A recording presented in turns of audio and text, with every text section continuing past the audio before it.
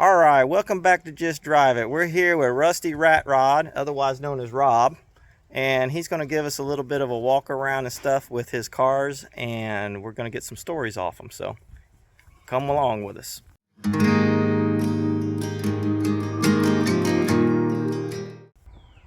So what we're doing is we're sitting here looking at his pickup truck Gladys. So he just got this thing back on the road again, and believe it or not, it actually has AC. So kind of give us a story behind it, Rob.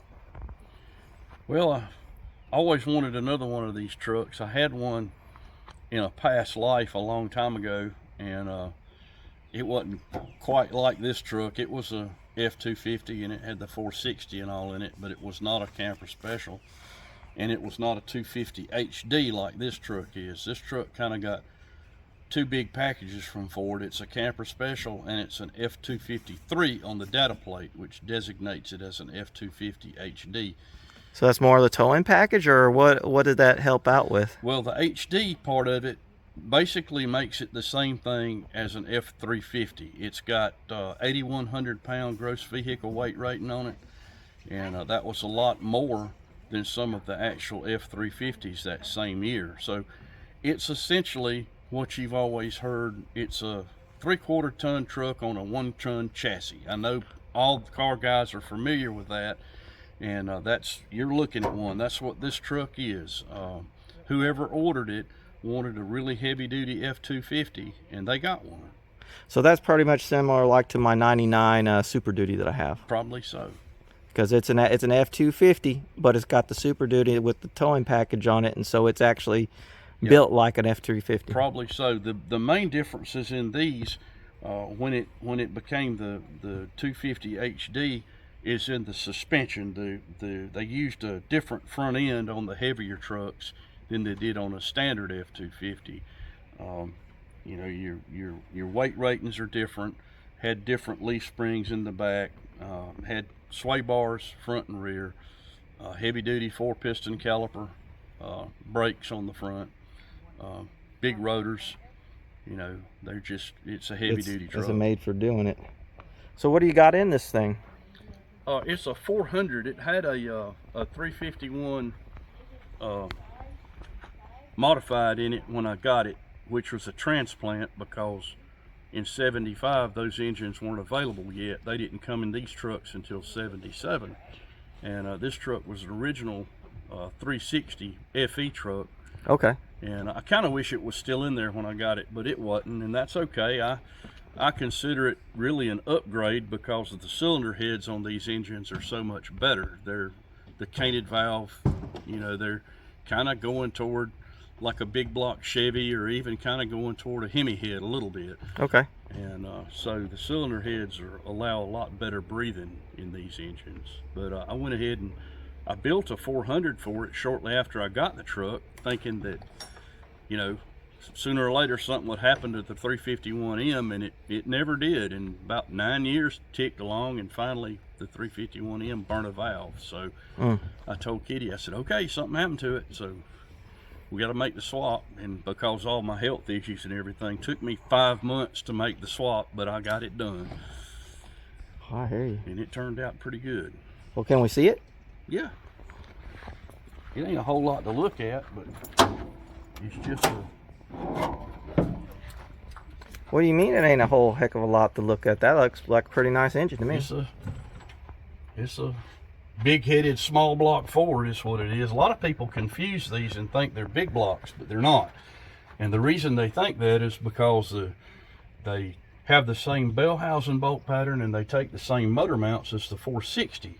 Okay. But that's not how you tell a big block from a small block. You tell that from the bore spacing, and the bore spacing on these is the same as even the 260, the 289, 302, 351 Windsor.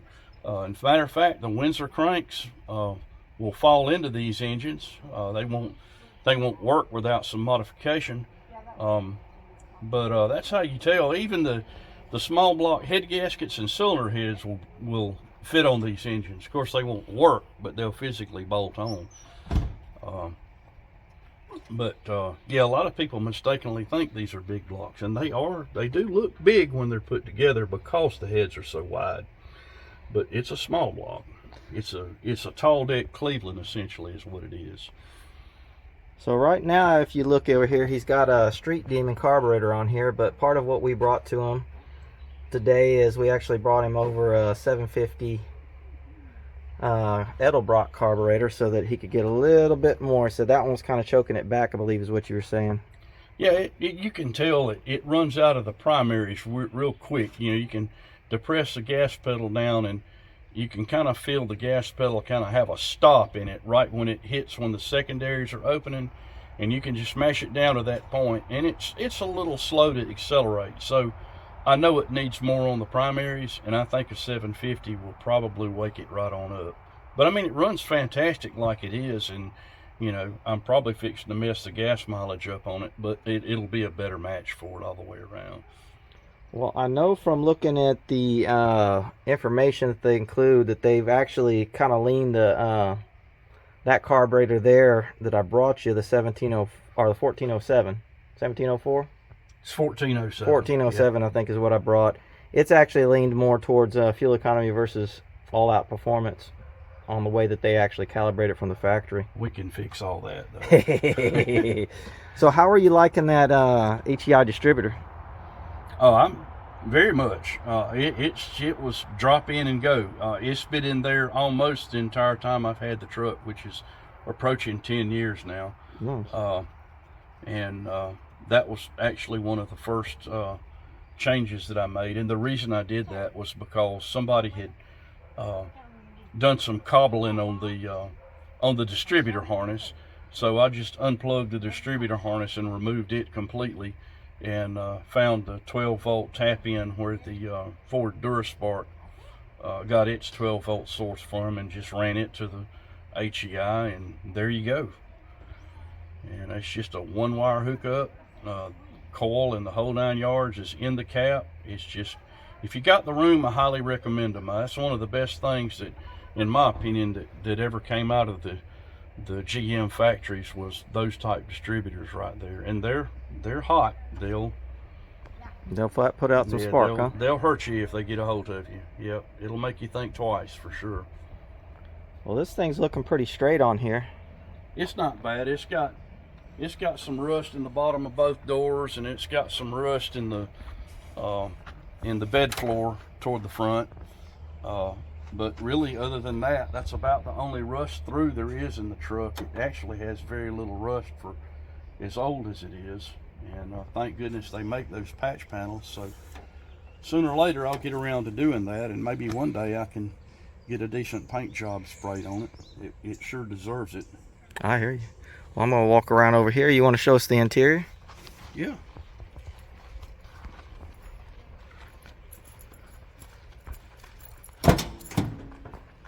Pretty Spartan by today's standards, but it's all there and everything works. And you were saying that the AC actually works on this thing. Oh yeah, yeah. I got the heater working first because, you know, the defrost is kind of important there, and of course, you know, the AC is part of the defrost too, because when you cut the defroster on, the compressor kicks on to help take the moisture out of the air on the inside. And but I've got it all working now, so, and it cools pretty good.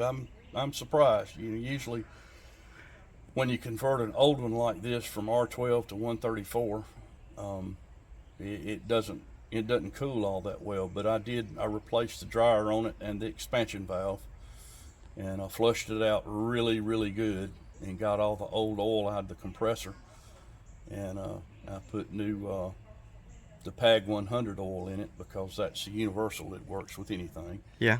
And then did the 134 conversion, and it turned out really good. And so how's your bed looking back here?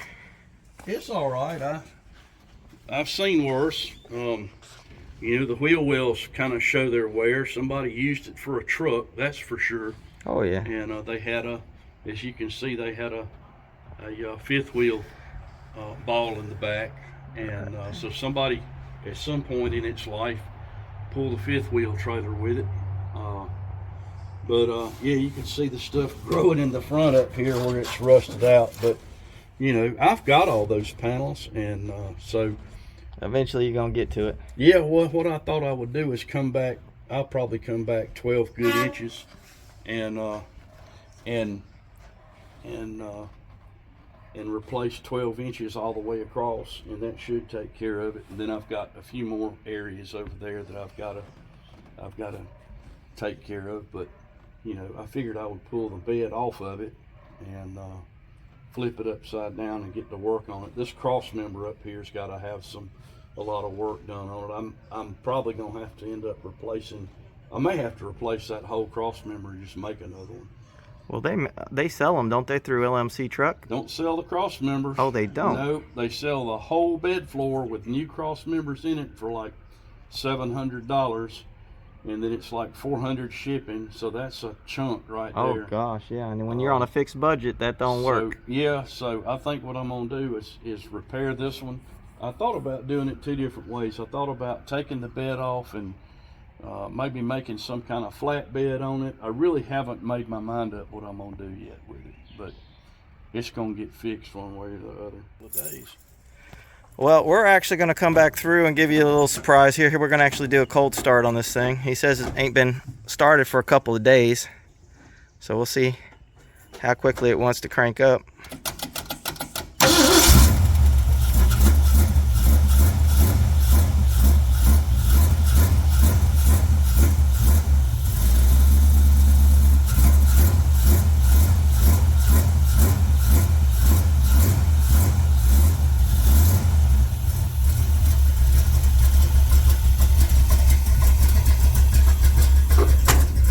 And just like that, she starts. Sounds pretty good, Rob. Yeah, glad it doesn't let me down.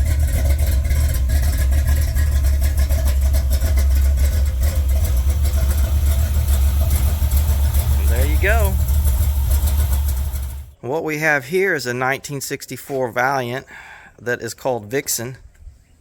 Check out that single exhaust right there. That should give you an idea. She's still got a slant 6 in her. And believe it or not, she was driven yesterday. I've ridden in this car before, and believe it or not, rides real good, real snappy.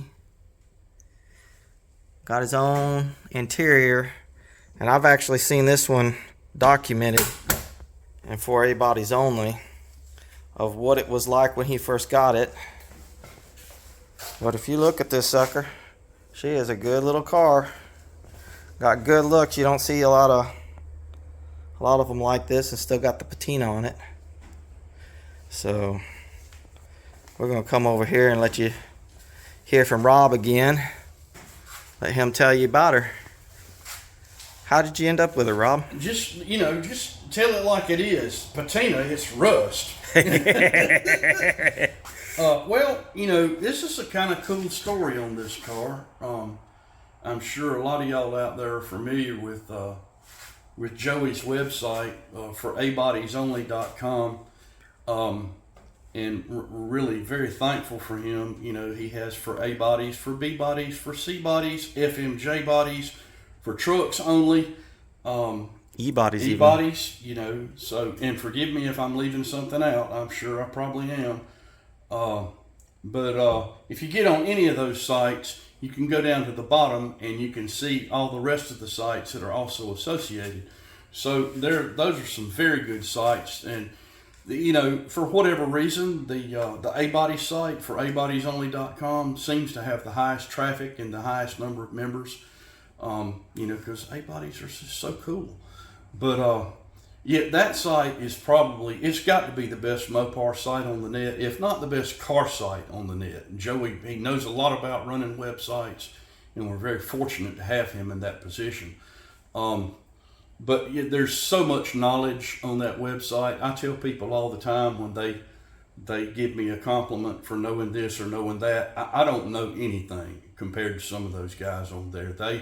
My knowledge will fit on the head of a pin with a lot left over. So, and there are guys on there that, know about the numbers on these cars and everything. And that's one young lady that was responsible for me getting this car, is Princess Valiant. That's her screen name on there. And she sent me a message, and she said, "Hey, here's a cool Valiant. I know you're looking for one, and it's in your neck of the woods." And this car was in Canton, Georgia, which is about 3 hours away from here. And so I looked at the ad, and I got in touch with the guy, and then I turned around and got in touch with a local friend I know here, Evan. I used to work with him at the local O'Reilly in Gray. And I said, "Hey man," I said, "you want to go with me to look at a car in Canton?" He said, "Heck yeah, do I need to bring a trailer?" I said, "I guess." So like fools, we went up there pulling a trailer, and the rest is history. The car had been sitting up since like 1980, and the man's, I think it was his cousin, might have been his brother, I can't remember now. He had started a restoration on the car, and then he died. He got sick and died, and so the car just sat there in the shop since 1980. And we went up there and looked at it, and it had the original 170 in it. And I asked the guy, I said, "Well, you know, does the engine turn over?" "Oh, it'll run." And he slung a battery in it and dumped gas down the carburetor and spun it, and it popped off and ran. It was missing, so I figured it had a burned valve in it or two. But we agreed on a price and drug it back home. And I did a compression test on it right off the bat, and they all had like 160. And I said, "Hot dang, it'll run." So I threw a major tune-up at it and got it running good. And I drove it for a good long while, back and forth to work every day. And now that I'm retired, I've done a lot more to it. I had some more friends from that site. Rat Rod Al and his lovely wife Teresa came up and brought me a 225. And of course I couldn't leave well enough alone, even though that 225 was a fresh rebuild. I had to pull the head off of it and take one and rebuild it. And I put a heavy mill on it. Actually, it's heavier than what I wanted, but that's a longer story, so we'll save that for another time. But the engine ended up with about 10.5 to 1 compression, which is going to be too much for the camshaft that I wanted to put in it. So I had to put a larger cam in it, and so that it would run on pump gas. And what we have here is the end result of that. And the car actually runs extremely well. I'm surprised that having that large of a camshaft in it, it runs. It's 250 at 50 is the duration, and it's ground on 108-degree load centers, and it's like 465 lift. I wanted to stay low on the lift because I didn't want to run a lot of spring pressure and run into trouble there. But and so far it's run fantastic. And I can vouch for the fact that it runs good. And it still gets decent mileage. I'm still getting. I hadn't really measured it, but I know from the usage that it's getting probably between 16 and 18. I guess if I probably drove it with my big toe on the gas, it might bump 20, but probably not. It's got a little quick fuel 450 carburetor on it. We can look at it. All right. And I had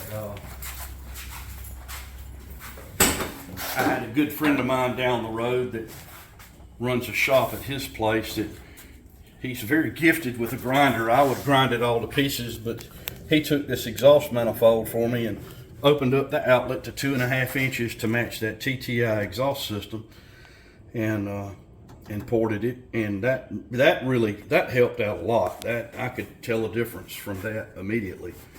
And so I'm telling you guys, you know, when I make the comment that, you know, if you're going to put a 2-barrel or 4-barrel on one, and if you do not upgrade the exhaust system on it, you will not see the full benefits by a long shot. I see you went up to the dual circuit brake system. I did. I put.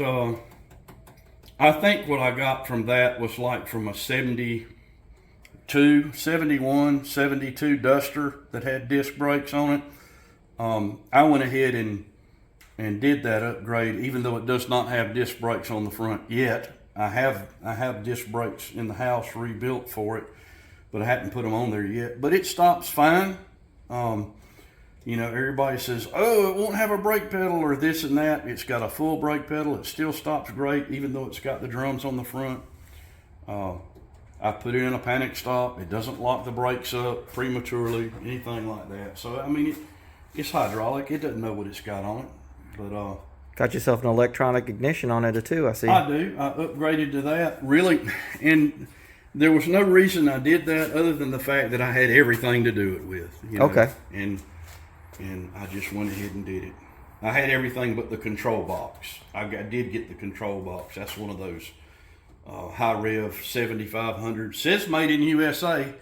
You know, people argue, oh, they're not. They're made in China. But, you know, Jegs has them on their site. They advertise it made in USA. It's got a made in USA sticker on it. You know, so I think they'd be getting in trouble if it wasn't. But so far it's run great. I have no complaints. Oh, I like it. Definitely makes you want to go down and find another one of these Valiants. I wouldn't mind finding another one. Like we were just talking about, I want something else old, and I wouldn't mind finding a little four-door. That would be more utilitarian, and you know, I wish we had gotten a Valiant Ute like they made in Australia, like, you know, a Valiant Ranchero or El Camino, but they never made one here. I guess I could cut one up and make one, but, you know. That sounds like a lot of work. Yeah, well, the way I handle cutters and grinders and welders, it probably wouldn't look too good when I got done. But yeah, I wouldn't mind finding a four-door 64 or 5 or a wagon. That'd be cool. But they're, you know, people think they're gold now, and they, you know, I mean, they are. I mean, the prices on these little early A bodies now are starting to go up. So, well, as per a conversation we had last couple days, they're not making them anymore. No, they're not. They're not making any of this stuff anymore. You know, and it used to be you could have somebody throw a slant six at you just to get rid of it, or you know, $50 or $100, and now you can go on Marketplace or Craigslist or eBay or any of these other outlets, and you can see they're, you know, people were wanting $1,200, $1,500, $2,000. I mean, their prices they're starting to go up on this stuff, you know, because not only are they not making them anymore, now they're running out. So, you know, when you have one, you better hold on to it. I've got like 5 or 6 or maybe 7 170 stuffed up under that workbench right there. So, and that red one right there is the only other 225 I have. I'm 225 poor. I could use probably 2 or 3 more, but haven't been able to find any within my price range anyway, which is pretty small. Yeah. Well. But yeah, that's the story on the Valiant. I wouldn't have her if it wasn't for old Princess Valiant on the for A bodies for them, and I do appreciate her for finding it for me. Yeah, she's a good one right there. She is. She knows her stuff too. She knows about a lot about the numbers and a lot about the options that came with, and she's very impressive. Well, it's not just even that too. Her technical know-how, what will fit and what won't, and what transfers over Absolutely. to what is actually she blows me out of the water by a long shot. She's a dang good welder too. Yes, she is. We're going to actually go ahead and give you a cold start on this one as well. So this one ain't been started since yesterday.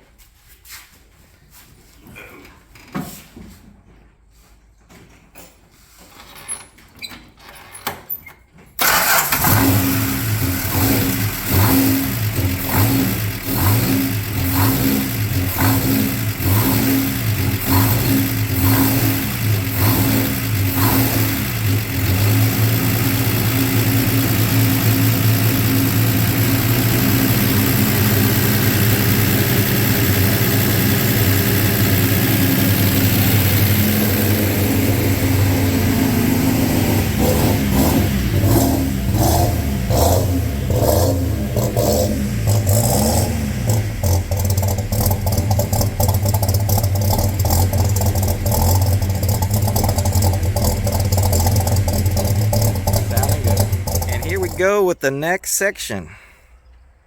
What does that look like? That right there, people, is a Hemi. And Rob's going to tell us all about it and the rat rod that it's in. So here we go.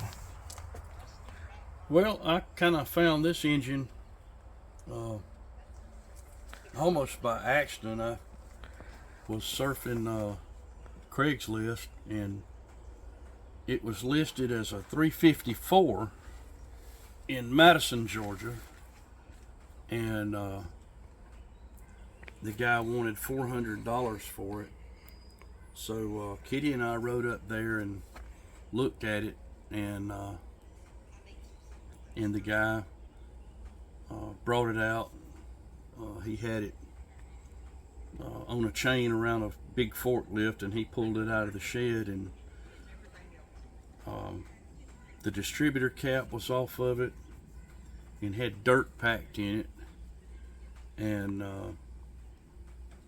the carburetor, it had one carburetor, whereas it has two now, but the carburetor had dirt packed in it. And he said, man, he said, I know you don't believe it. He said, but this is a running motor. He said, we pulled it out and it ran good. He said, and it would still run if my grandbabies hadn't packed the distributor and the carburetor with dirt. Oh, so Lord. I kind of chuckled a little bit, and it looked horrible. It was a ball of rust. I mean, it was terrible. But he wasn't going to have it any other way than to let me see that it at least turned, and he took a big pry bar and stuck it in between the balancer pulley, and took and spun it, and it spun very easily. So I didn't doubt him that it ran.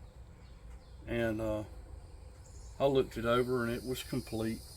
I didn't know much about the early Hemis, so I didn't look at any numbers on it. I knew that by looking at it, I knew it was a Chrysler firepower engine, which meant that it was a 331, 354, or 392. So I brought it home and tore it down, and I have to admit, this was the cleanest used engine that I have ever seen on the inside. I mean, it looked like a total rust ball on the outside, but I have no doubt that he was telling the truth, that it was a running engine, because it was very clean on the inside. Crosshatch still on the cylinders, no ridge whatsoever. I think it had been recently gone through. And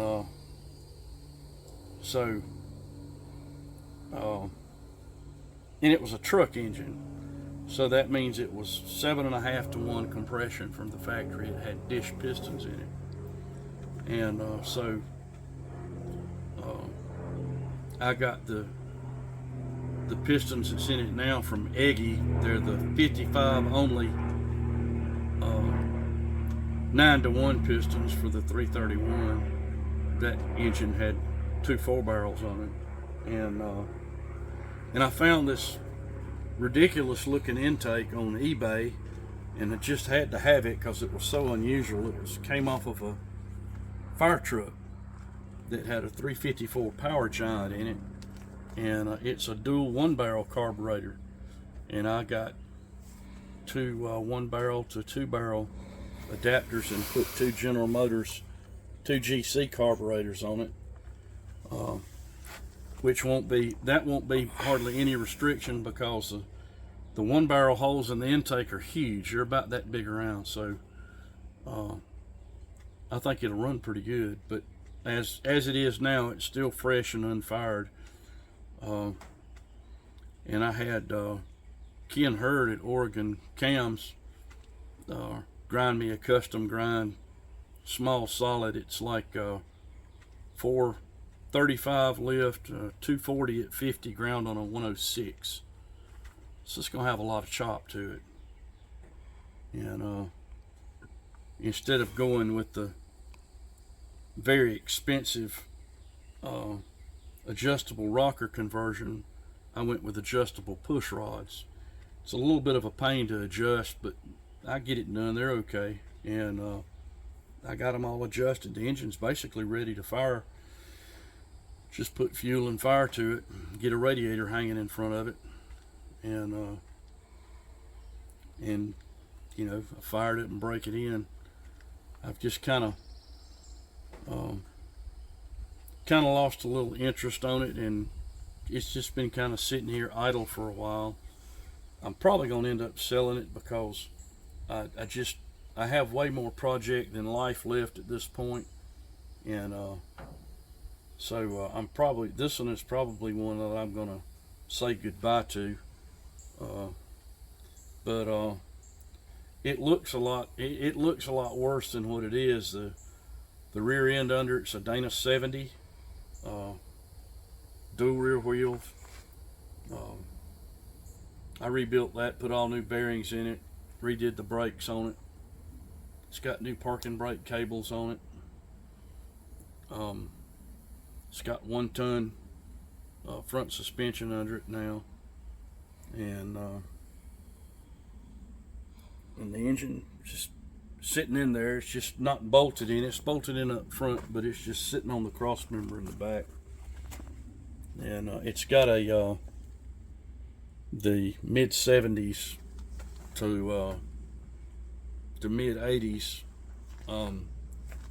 4-speed 833 overdrive transmission in it.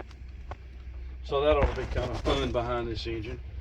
Probably be a peppy little vehicle when done, because it'll be well under 3,000 pounds, and I estimate, you know,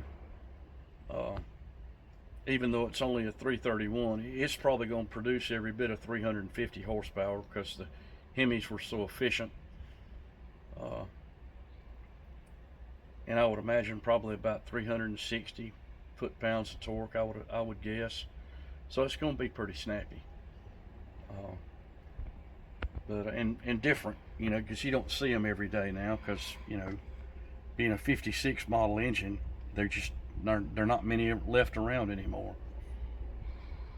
But as you can see, I got started on my Zoomy headers on one side. I'm just going to come straight out like that, and I've got 8 motorcycle baffles to put in, 1 in each pipe when I get done with it.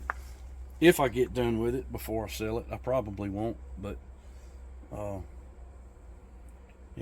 came up with the idea for the rear view mirrors. I saw one online, and I had an extra set of headers that I had left over from another project, and I had a good friend of mine make those brackets, because I'm no good at fabricating, and I stuck them on, and that looks pretty cool. And I had a friend give me that old 55-gallon drum, and I made the fenders out of that. I made the wood flatbed, and I just left it out here in the weather like it is, so that it'll kind of get a weathered, rotten look about it. Yeah. And that's working out pretty good. I was looking inside earlier. You can see his gas tank back here, but when you look inside, it's actually got a pretty cool shifter up here. What'd you make that out of? I actually found the shifter, the handle, on eBay, and I had an old gas pump nozzle from years back that was given to me, and I just kind of mated the two together. It's not bolted in, it's just sitting in there right this minute, but I'll get it bolted in and get all that finished up, maybe, if I keep it. But what year's the cab? It's a 49 Dodge Pilot House 5-window cab, and you can see it's extremely solid for a 49. It's got some rust through back down there, the very bottom on that corner where it turns and goes into the floor pan, and it's got a little bit up in here, but other than that, that's basically all the rust through it has. It's a very solid cab for a 49 model.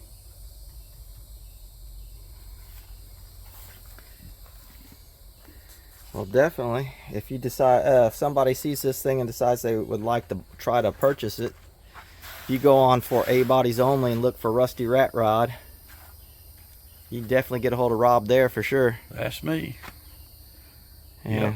He does have a YouTube channel as well. What do you call it there, Rusty? It's Rusty Rat Rod Garage on the YouTube channel. This is my front bumper that I made up for it. I put that on there and I'm just letting it sit out here and rust, or get patina as they say nowadays, but I call it rust. Patina is trying to make it sound like something that it ain't. Genuine junkyard parts. Well, there we go, folks. Nice looking rat rod. We want to thank Rob for showing us around on these things today. You bet. Glad to do it. Well, thank you for allowing us to come see you there today, Rob. You bet.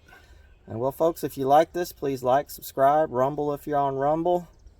Go into your search engine, and if you want to see some more content, you can subscribe. Or if you want to see more of the guys who are doing the No Name National stuff, just go into your search part in YouTube and put hashtag NoName500. That'll bring up the guys who are trying to get their subs up for their points. I'm going to put a link to Rob's channel in there. He's got a few things on there, including the Gladys and some of the stuff that he had to go through with that. And I guess for all that, just drive it.